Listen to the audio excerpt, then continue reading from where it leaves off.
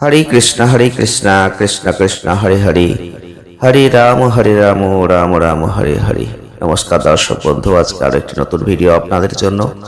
আজকের ভিডিওটি আপনারা অবশ্যই পুরো দেখার চেষ্টা করবেন। আজকে আমরা আলোচনা করব মে 2026 কেমন যাবে, কারণ মে মাস পড়ে গেছে আর মে 2026 আজকে ধনুরাশির জাতক বা জাতিকা অর্থাৎ ধনুরাশি বা স্যাজিটারিয়াস সাইনের মানুষ যদি আপনি হয়ে থাকেন, তাহলে আপনাদের কর্ম, অর্থ, প্রেম, স্বাস্থ্য, বৈবাহিক এবং পারিবারিক জীবনে আপনি কি ফল পাবেন, বিস্তারিত আলোচনা আজকের ভিডিওই থাকছে। তাই ভিডিওটি স্কিপ না করে পুরোটা দেখার চেষ্টা করবেন। ধনুরাশি বা স্যাজিটারিয়াস সাইনের মানুষ আপনি হয়ে থাকলে আপনাদের এই মে 2026-এ কি ঘটবে, কি পাবেন, গ্রহগত অবস্থানের পরিপ্রেক্ষিতে কি বলছে। 2026 সালের মে মাসটা আপনাদের জন্য, এই মাসে রবি কিন্তু আপনাদের রাশিচক্রে পঞ্চম এবং ষষ্ঠ ঘরে অবস্থান করছেন। 15 মে পর্যন্ত রবি আপনাদের পঞ্চম ঘরে মেষ রাশিতে উচ্চস্থ অবস্থানে থাকছেন। যদিও পঞ্চম ঘরে রবির গোচর খুব একটা শুভ ফল নয়, উচ্চস্থ রাশিতে থাকার কারণে এই শুভ ফল কিন্তু দেবে। অতএব অপরদিকে 15 মের পর থেকে রবি ষষ্ঠ ঘরে গমন করবে, আর এখান থেকেই কিন্তু রবি আপনাকে শুভ ফল প্রদান করতে চেষ্টা করবে। 11 মে পর্যন্ত মঙ্গল আপনার চতুর্থ ঘরে শনির সাথে থাকছে, এটা একটা অনুকূল পরিস্থিতি নয়। অতএব এই সময়কালে মঙ্গল থেকে প্রাপ্ত ফল নেগেটিভ হবে। 11 মে পর থেকে মঙ্গল পঞ্চম ঘরে পৌঁছাবে। যদিও পঞ্চম ঘরে মঙ্গলের গোচর সাধারণভাবে শুভ নয়, নিজের রাশিতে থাকার কারণে মঙ্গল কিন্তু আপনাকে অনেক বিষয়ে সাহায্য করবে। অতএব 11 মের আগে মঙ্গল দুর্বল থাকছে, এর পরে এটা গর্ভবতার চেয়ে ভালো ফল দিচ্ছে। বুধ কিন্তু 15 মে পর্যন্ত আপনাদের পঞ্চম ঘরে থাকছে, যেটা সাধারণত শুভ হবে না, তবে আপনাদেরকে মিশ্র ফল কিন্তু দেবে। 15 মে থেকে 29 মে পর্যন্ত বুধ আপনাদের ষষ্ঠ ঘরে থাকছে, এটা সাধারণত একটা অনুকূল পরিস্থিতি হবে। অন্যদিকে 29 মের পরে বুধ তার নিজের রাশিতে সপ্তম ঘরে থাকছে এবং এটা আপনাকে মাঝারি সাফল্য এনে দেবে। একই সময়ে আপনাদের রাশির অধিপতি হয় বৃহস্পতি তার নিজের নক্ষত্রে সপ্তম ঘরে থাকছে, আপনাকে খুব পজিটিভ ফল দিতে চাইবে। শুক্রের গোচর 14 মে পর্যন্ত ষষ্ঠ ঘরে থাকছে, এটাও সপ্তম ঘরে যাচ্ছে। দুটো পরিস্থিতি শুভ হচ্ছে না, অতএব শুক্রের কাছ থেকে কোনো ভালো কিছু আশা করবেন না। শরীর আপনাদের চতুর্থ ঘরে থাকার কারণে এটা আপনাকে অনুকূল ফল দিতে অক্ষম হবে। আর রাহুর গোচর তৃতীয় ঘর এবং তার নিজের নক্ষত্রে, যেটা আপনাদের জন্য শুভ ফল হবে। মে মাসের ক্ষেত্রে কেতু কিন্তু একটা মাঝারি ফল বা দুর্বল এরকম একটা ফল কিন্তু দেবে। সুতরাং এই মে মাসটা ধনুরাশি বা স্যাজিটারিয়াস সাইনের মানুষদের জন্য একটা মিশ্র ফলদায়ক মাস হতে চলেছে। ধনুরাশি জাতক বা জাতিকাদের ক্ষেত্রে যদি আমরা কর্মের দিক থেকে লক্ষ্য করি, তাহলে কিন্তু এই মাসে কর্মঘরের অধিপতি বুধের অবস্থান মিশ্র থাকছে।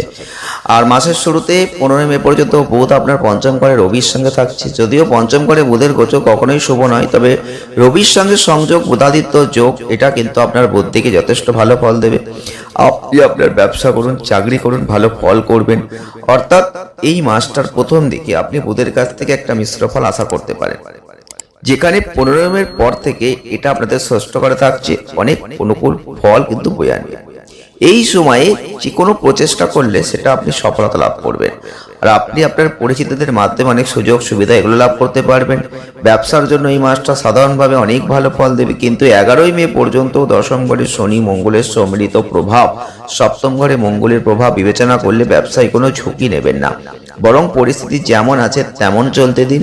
আর একই সাথে মে মাস চাকরিজীবীদের জন্য বেশ ভালো হচ্ছে, কারণ বুধ আপনাকে মানসিক শক্তি দেবে এবং আপনার কাজে শুভ ফল দেবে।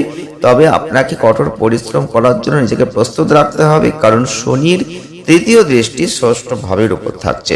2026 সালের মে মাস আপনাদের ক্ষেত্রে ষষ্ঠ ভাবের অধিপতি শুক্র 14 মে পর্যন্ত ষষ্ঠ ভাবে অবস্থান করবে। যদিও ষষ্ঠ ভাবে শুক্রের গোচর কখনোই শুভ হয় না, তবে নিজের রাশিতে থাকায় এটা কিন্তু কঠোর পরিশ্রম যারা করবেন তারা সাফল্য পাবেন। মহিলা সহকর্মীদের সাথে তর্কে জড়াবেন না এই মাসটাই। অফিসে আপনার সাথে কোনো মহিলা কাজ করলে তার সমালোচনা করবেন না।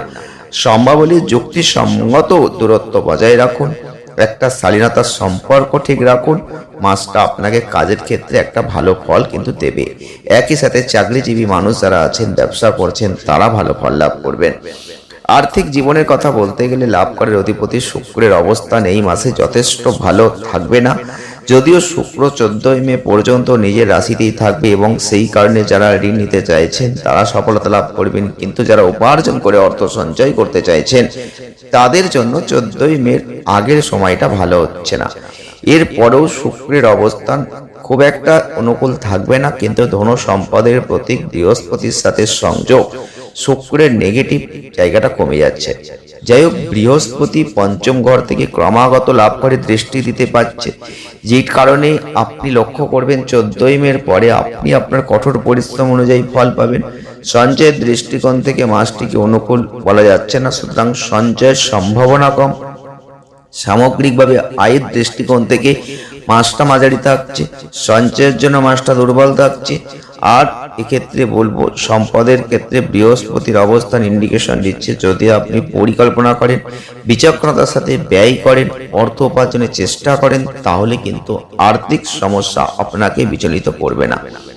স্বাস্থ্যের কথা বলতে গেলে আপনাদের লগ্ন বা রাশির অধিপতি বৃহস্পতি সপ্তম ঘরে তার নিজের নক্ষত্রে অবস্থান করবে, যেটা একটা ভালো অবস্থান।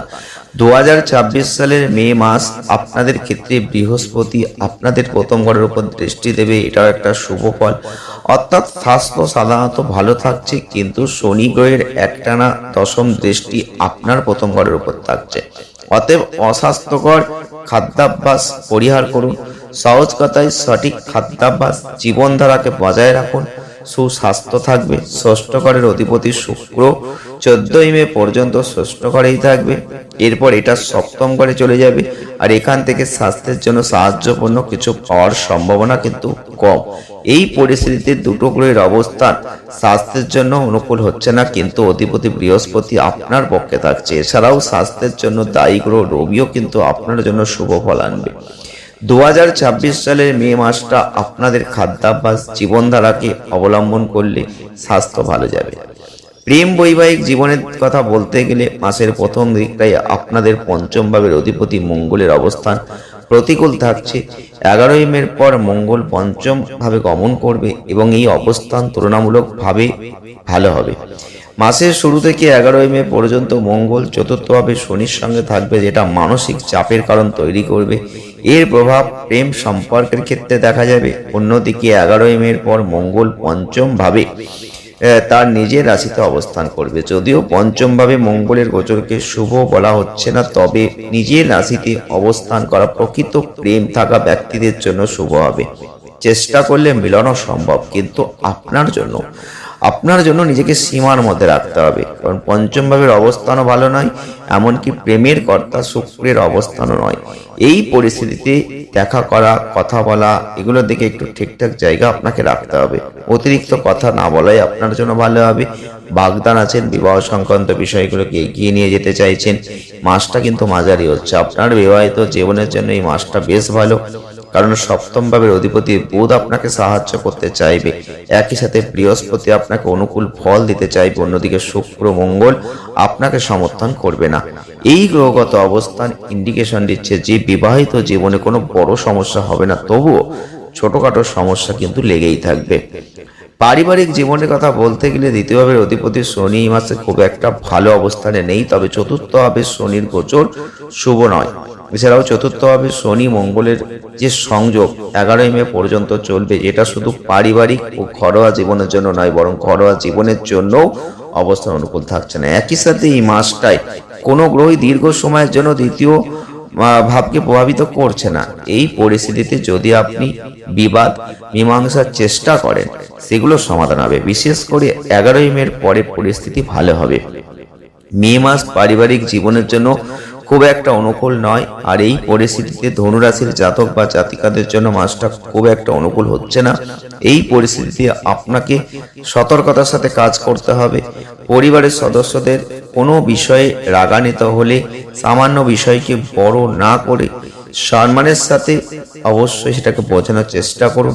একইভাবে যদি বাড়ির জিনিসপত্র নষ্ট হতে শুরু করে, তাহলে বলবো একটু সেদিকটা নজর দিন। 11 মের পরে সেগুলো মেরামত করবেন, নতুন জিনিস কিনবেন, সেটা ভালো হবে। প্রতিকার স্বরূপ বট গাছের গোড়ায় মিষ্টি দুধ অর্পণ করতে পারেন। সেখান থেকে ভেজা মাটি আপনার কপালে তিলক হিসেবে লাগাতে পারেন, বাড়িতে নিয়ে আসতে পারেন, আপনার নাভিতে লাগাতে পারেন, নিয়মিত সূর্যদেবকে জল অর্পণ করতে পারেন। ভালো ফল আপনি লাভ করবেন। আজ এই পর্যন্তই, দেখা হবে নেক্সট ভিডিও। ভালো থাকবেন, ধন্যবাদ।